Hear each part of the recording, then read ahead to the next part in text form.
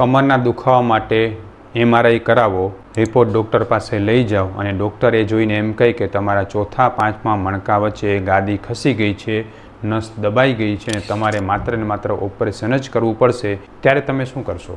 મિત્રો, spine surgery કરાવતા પહેલાં મારો આ વિડીયો ખાસ જોજો, તમને ખૂબ ઉપયોગી રહેશે. અને આ વિડીયોમાં આગળ વધી એનાથી પહેલાં મારી આપની નમ્ર વિનંતી છે કે તમે કોઈપણ રોગથી પરેશાન હો અને તમે વિચારતા હો કે આયુર્વેદ સારવાર થઈ શકે કે ન થઈ શકે, તો તમે આરામથી અમારા આ યુટ્યુબ ચેનલ, ફેસબુક, ઇન્સ્ટાગ્રામ પેજના બધા જ વિડીયોને શાંતિથી જુઓ. તમને એમાં હજારો પેશન્ટના વિડીયો મળશે કે જે લોકો આયુર્વેદથી સાજા થયેલા છે. તમારો આત્મવિશ્વાસ વધશે અને જો તમે કોઈપણ રોગ માટે આયુર્વેદ સારવાર કરવા માગતા હો તો તમે અમારો સંપર્ક પણ કરી શકો છો. અમે ઓનલાઈન અને રૂબરૂ બંને રીતે સારવાર કરતા હોઈએ છીએ. નમસ્કાર મિત્રો, હું છું doctor Vishal Pandya, MD Ayurveda physician, Panchakarma specialist, Sanjivani Ayurveda hospital, Gandhidham, કચ્છથી. મિત્રો, સવારે ઉઠો ત્યારે કમરમાં ભયંકર દુખાવો હોય, તમે બ્રશ કરવા માટે થોડુંક પણ નીચે નમો એટલે અતિશય કમરમાં કરંટ જેવો ઝટકો લાગે, નીચેથી નમીને કોઈ વસ્તુ ઉપાડી ન શકાય, નીચે બેસી ન શકાય, લાંબા સમય ઊભા ન રહી શકાય, લાંબુ ચાલી ન શકાય અને દુખાવો સતત રહ્યા કરે. આરામ કરો તો થોડું સારું લાગે ને ફરીથી દુખાવો થઈ જાય, તો આ પ્રકારનો દુખાવો એ છે કે તમને સ્લીપ ડિસ્ક અથવા તો જે છે એ સાયટિકાની અસર થઈ ગઈ છે. અને જ્યારે તમે આને દબાવવા માટે ભયંકર પેનકિલરની ગોળીઓ ખાઓ છો ત્યારે તમે માત્ર ને માત્ર આને દબાવતા તો નથી, પણ તમારા કિડની અને અનેક પ્રકારના અંગોને પણ નુકસાન કરી રહ્યા છો.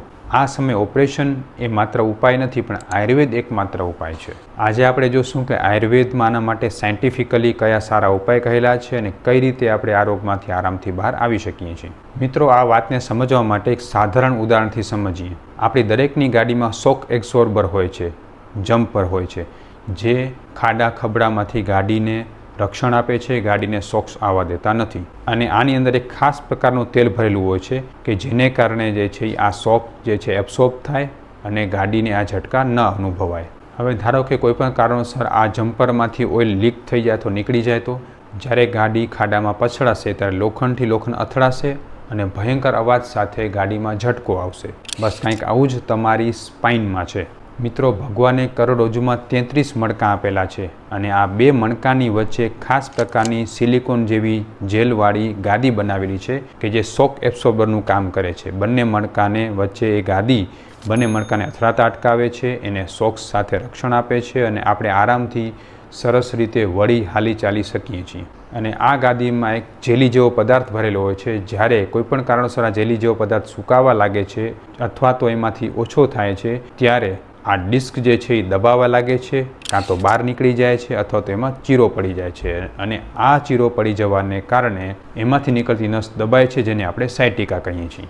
મોડર્ન મેડિકલ સાયન્સમાં એને L4, L5, S1 વચ્ચે સ્લીપ ડિસ્ક અથવા તો IVDP કહેવામાં આવે છે. પણ આ ગાદી અચાનક કેમ સુકાઈ ગઈ, ગાદી કેમ બહાર આવી ગઈ કે ગાદીમાં કેમ ચીરો પડ્યો, એનું સ્પષ્ટ કારણ મોડર્ન મેડિકલ સાયન્સ પાસે નથી, પણ આયુર્વેદમાં હજારો વર્ષ પહેલાં આનું સ્પષ્ટ કારણ કહેલું છે. મિત્રો, આયુર્વેદ અનુસાર જે ગાદીમાં જેલી જેવું લિક્વિડ છે, શ્લેષ્મક કફ છે. આ શ્લેષક કફ જે છે એ શું કરે છે તો એ ચિકાસ પૂરી પાડે છે, જે ડિસ્કને સરસ રીતે મજબૂત રાખે છે અને બંને હાડકા વચ્ચે ડિસ્ક જે છે એ ખૂબ સરસ રીતે જે છે એ ચિકાસ આપવાનું કામ કરે છે અને હાડકામાં શોક્સને એબ્સોર્બ કરે છે. હવે જ્યારે કોઈપણ કારણોસર તમે વધુ પડતા બેસો છો અથવા તમારા પેટમાં સતત ગેસ રહે છે, પાચન નબળું રહે છે, તમને કબજિયાત રહે છે અથવા તો તમે કમરનો વધુ પડતો શ્રમ કરો છો, ત્યારે એ ભાગમાં વાયુ દોષ, ખાસ કરીને અપાન વાયુની દૃષ્ટિ થાય છે. આ અપાન વાયુ જે છે ડિસ્કમાં રહેલા જેલને ધીમે ધીમે સૂકવવા લાગે છે, શ્લેષક કફને સૂકવે છે, જેને કારણે ડિસ્ક નબળી પડે છે અને એને કારણે કાં તો ચીરો પડે છે, કાં તો ડિસ્ક ખસી જાય છે અથવા તો જે છે ડિસ્કમાં પ્રવાહી સુકાઈ જવાને કારણે મણકા વધારે દબાવવા લાગે છે. હવે જ્યાં સુધી તમે અપાન વાયુની રૂક્ષતા ઓછી ન કરો, પેટને યોગ્ય ન કરો અને તમારા હાડકા સ્નાયુમાં જે શ્લેષક કફ છે એને મજબૂત ન કરો, ત્યાં સુધી કોઈપણ દુખાવાની પેનકિલરની ગોળીઓ માત્ર ને માત્ર તમારા દુખાવાના સિગ્નલને બંધ કરે છે, તમારા શરીરને સારું કરતા નથી. આ વાતને એક ઉદાહરણથી સમજીએ. ધારો કે તમારી ગાડીમાં પેટ્રોલ ખતમ થઈ ગયું છે અને તમારા ડિસ્પ્લે ઉપર એ સતત ડિસ્પ્લે થાય છે કે તમારી ગાડીમાં પેટ્રોલ ખતમ થવા ઉપર છે. હવે તમે પેટ્રોલ ભરાવશો કે એની જગ્યાએ પેટ્રોલનો જે સિમ્બોલ હોય છે એ જગ્યાએ માત્ર કાળી પટ્ટી મારી દેશો જેથી તમને દેખાય નહીં. તો સમજદાર વ્યક્તિ તો એ છે કે ગાડીને પેટ્રોલ પંપ પર લઈ જઈ અને પેટ્રોલ ભરાવે, પણ અણસમજુ વ્યક્તિ એ છે કે જે ડિસ્પ્લે ઉપર કાળી પટ્ટી મારી દે છે. જેવી રીતે તમે પેનકિલર ખાઓ છો, તમને કમરના મણકામાં દુખાવો થાય છે, બતાવે છે કે ત્યાં કાંઈક એવી પ્રોબ્લેમ છે કે જેને વ્યવસ્થિત રીતે ધ્યાન આપીને સાજી કરવાની જરૂર છે. એને બદલે તમે જ્યારે પેનકિલરની ગોળીઓ ખાઓ છો એ તમારા મગજને આ પેનના સેન્સેશન પહોંચવા દેતું નથી, પણ એ જગ્યાએ પરિસ્થિતિ એમને એમ રહે છે. જ્યારે તમે પેનકિલર ખાઓ છો ત્યારે તમે વધુ પડતું કામ કરવા લાગો છો, નીચા નમો છો અને સાથે સાથે કમરના મણકાને વધુ નુકસાન પહોંચાડો છો, અને જેને કારણે અંતે ઓપરેશનની જરૂર પડતી હોય છે. આયુર્વેદમાં આના માટે 3 અલગ અલગ વસ્તુઓ કહેલી છે કે જેને કરવાથી આમાં ખૂબ સારો ફાયદો થાય છે.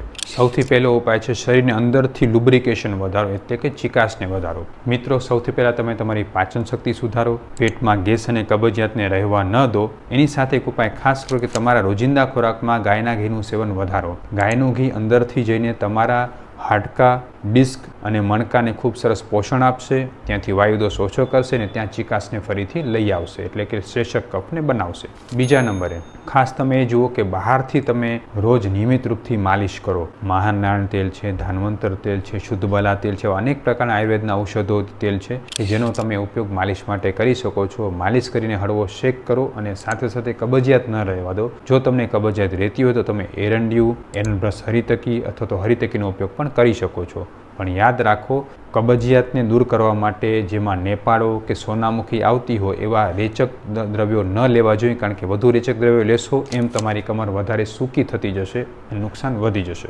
અને ત્રીજો સૌથી પાવરફુલ ઉપાય છે આયુર્વેદની બસ્તી ચિકિત્સા. મિત્રો, મારે ત્યાં ઘણા બધા એવા પેશન્ટ આવતા હોય કે જેને સ્લીપ ડિસ્કની પ્રોબ્લેમ થતી હોય છે અને એમાં એકમાત્ર ઉપાય અમે કહીએ છીએ આયુર્વેદની સંપૂર્ણ વિધિવત 7 દિવસની બસ્તી ચિકિત્સા કરાવી છીએ. ખૂબ સરસ ફાયદો થાય છે, કારણ કે બસ્તી ચિકિત્સા શું કરે છે, તમારા આંતરડામાંથી પોષણ કમર સુધી પહોંચે અને કમરમાં પોષણ જે છે મણકા લઈ શકે એની આખી ચેનલને વ્યવસ્થિત બનાવે છે. અને આ ચેનલ વ્યવસ્થિત થઈ ગયા પછી ખૂબ સરસ રીતે સ્લીપ ડિસ્કનો ઉપાય થઈ જતો હોય છે. સાથે સાથે તમે ઘરે ભુજંગાસન પણ કરી શકો છો અને ઠંડકથી બચવું એ ખાસ જરૂરી હોય છે. તમે આ ઉપાય સરસ રીતે કરશો તો સ્લીપ ડિસ્કમાં ઓપરેશન વગર પણ ખૂબ સારો ફાયદો થશે. અને જો તમે ઘરગથ્થુ ઉપચારથી ફાયદો ન થતો હોય તો તમે અમારો સંપર્ક પણ કરી શકો છો, કારણ કે તમારા સ્વાસ્થ્યની જવાબદારી અમારા ઉપર. સ્વસ્થ રહો, મસ્ત રહો.